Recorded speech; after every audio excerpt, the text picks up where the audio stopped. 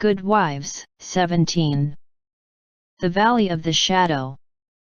When the first bitterness was over, the family accepted the inevitable, and tried to bear it cheerfully, helping one another by the increased affection which comes to bind households tenderly together in times of trouble.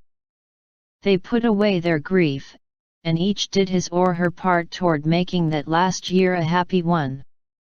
The pleasantest room in the house was set apart for Beth, and in it was gathered everything that she most loved: flowers, pictures, her piano, the little work table, and the beloved pussies. Father's best books found their way there, Mother's easy chair, Joe's desk, Amy's finest sketches, and every day Meg brought her babies on a loving pilgrimage, to make sunshine for Auntie Beth. John quietly set apart a little sum, that he might enjoy the pleasure of keeping the invalid supplied with the fruit she loved and longed for. Old Hannah never wearied of concocting dainty dishes to tempt a capricious appetite, dropping tears as she worked, and from across the sea came little gifts and cheerful letters, seeming to bring breaths of warmth and fragrance from lands that know no winter. Here, cherished like a household saint in its shrine, sat Beth, tranquil and busy as ever, for nothing could change the sweet, unselfish nature, and even while preparing to leave life, she tried to make it happier for those who should remain behind. The feeble fingers were never idle, and one of her pleasures was to make little things for the school children daily passing to and fro, to drop a pair of mittens from her window for a pair of purple hands, a needlebook for some small mother of many dolls, pen wipers for young penmen toiling through forests of pothooks, scrapbooks for picture-loving eyes, and all manner of pleasant devices, till the reluctant climbers up the ladder of learning found their way strewn with flowers, as it were, and came to regard the gentle giver as a sort of fairy godmother, who sat above there, and showered down gifts miraculously suited to their tastes and needs. If Beth had wanted any reward, she found it in the bright little faces always turned up to her window, with nods and smiles, and the droll little letters which came to her, full of blots and gratitude. The first few months were very happy ones, and Beth often used to look round, and say how beautiful this is, as they all sat together in her sunny room, the babies kicking and crowing on the floor, mother and sisters working near, and father reading, in his pleasant voice, from the wise old books which seemed rich in good and comfortable words, as applicable now as when written centuries ago, a little chapel, where a paternal priest taught his flock the hard lessons all must learn, trying to show them that hope can comfort love, and faith make resignation possible. Simple sermons, that went straight to the souls of those who listened, for the father's heart was in the minister's religion, and the frequent falter in the voice gave a double eloquence to the words he spoke or read. It was well for all that this peaceful time was given them as preparation for the sad hours to come, for, by and by, Beth said the needle was so heavy, and put it down forever. Talking wearied her, faces troubled her, pain claimed her for its own, and her tranquil spirit was sorrowfully perturbed by the ills that vexed her feeble flesh. Ah me! Such heavy days, such long nights, such aching hearts and imploring prayers, when those who loved her best were forced to see the thin hands stretched out to them beseechingly, to hear the bitter cry, help me, and to feel that there was no help. A sad eclipse of the serene soul, a sharp struggle of the young life with death, but both were mercifully brief, and then, the natural rebellion over, the old peace returned more beautiful than ever. With the wreck of her frail body, Beth's soul grew strong, and, though she said little, those about her felt that she was ready, saw that the first pilgrim called was likewise the fittest, and waited with her on the shore, trying to see the shining ones coming to receive her when she crossed the river. Joe never left her for an hour since Beth had said, "I feel stronger when you are here." She slept on a couch in the room, waking often to renew the fire, to feed, lift, or wait upon the patient creature who seldom asked for anything, and tried not to be a trouble. All day she haunted the room, jealous of any other nurse, and prouder of being chosen than of any honor her life ever brought her. Precious and helpful hours to Joe, for now her heart received the teaching that it needed. Lessons in patience were so sweetly taught her that she could not fail to learn them.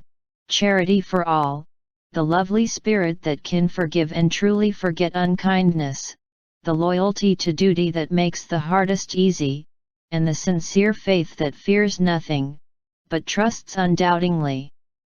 Often, when she woke, Joe found Beth reading in her well-worn little book, heard her singing softly, to beguile the sleepless night, or saw her lean her face upon her hands, while slow tears dropped through the transparent fingers, and Joe would lie watching her, with thoughts too deep for tears, feeling that Beth, in her simple, unselfish way, was trying to wean herself from the dear old life, and fit herself for the life to come, by sacred words of comfort, quiet prayers, and the music she loved so well.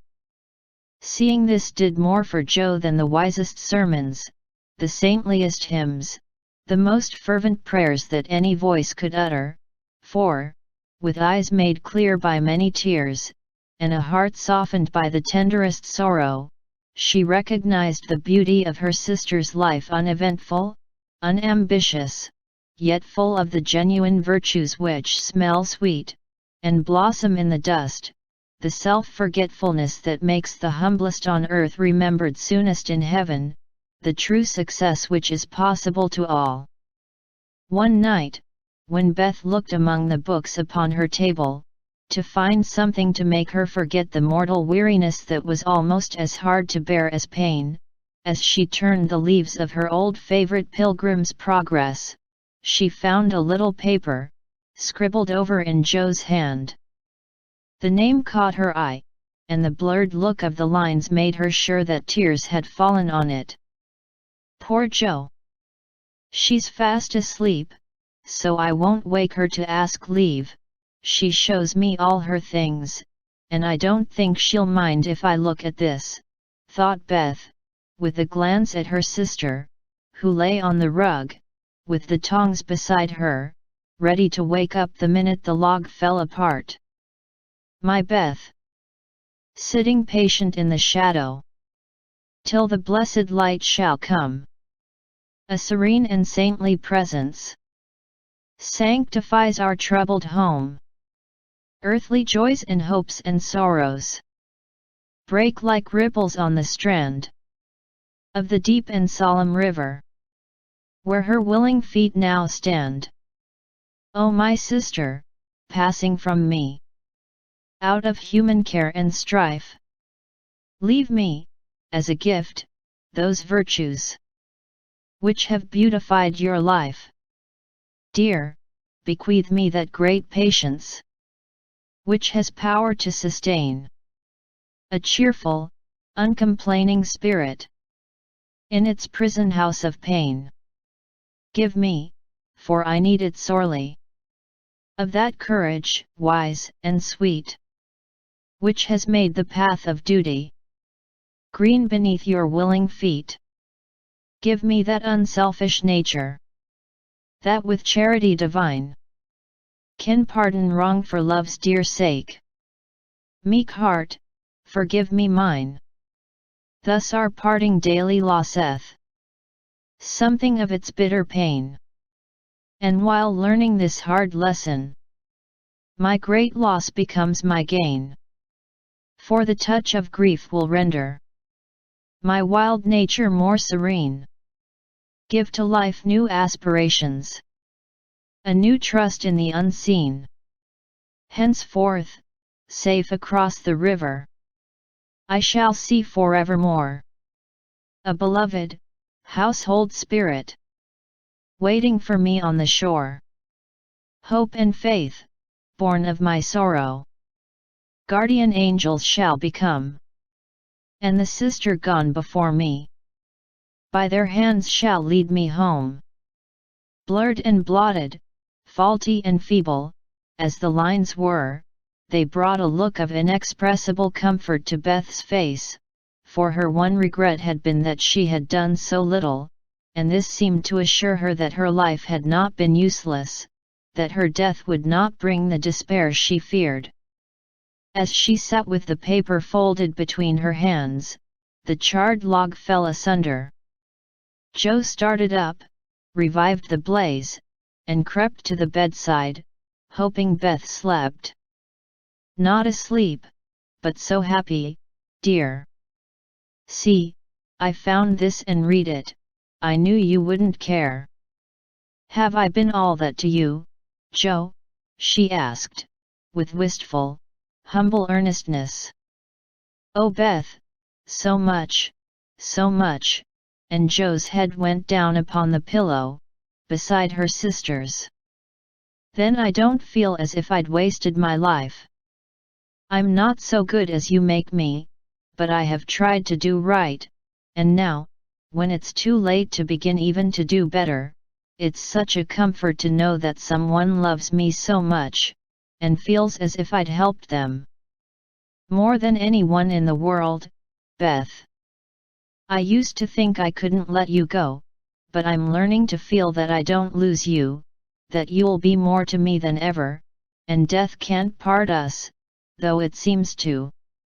I know it cannot, and I don't fear it any longer, for I'm sure I shall be your Beth still, to love and help you more than ever. You must take my place, Joe, and be everything to father and mother when I'm gone. They will turn to you, don't fail them, and if it's hard to work alone, remember that I don't forget you, and that you'll be happier in doing that than writing splendid books or seeing all the world, for love is the only thing that we can carry with us when we go, and it makes the end so easy. I'll try, Beth. And then and there Joe renounced her old ambition, pledged herself to a new and better one, acknowledging the poverty of other desires, and feeling the blessed solace of a belief in the immortality of love. So the spring days came and went, the sky grew clearer, the earth greener, the flowers were up fair and early, and the birds came back in time to say goodbye to Beth, who, like a tired but trustful child, clung to the hands that had led her all her life, as father and mother guided her tenderly through the valley of the shadow, and gave her up to God. Seldom, except in books, do the dying utter memorable words, see visions, or depart with beatified countenances, and those who have sped many parting souls know that to most the end comes as naturally and simply as sleep. As Beth had hoped, the tide went out easily, and in the dark hour before the dawn, on the bosom where she had drawn her first breath, she quietly drew her last, with no farewell but one loving look, one little sigh.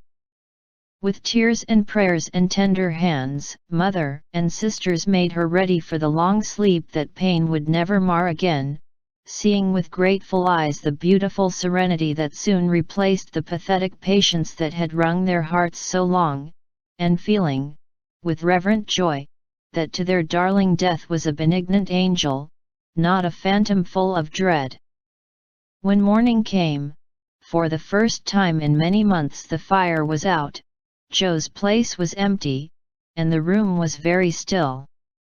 But a bird sang blithely on a budding bough, close by, the snowdrops blossomed freshly at the window, and the spring sunshine streamed in like a benediction over the placid face upon the pillow, a face so full of painless peace that those who loved it best smiled through their tears, and thanked God that Beth was well at last.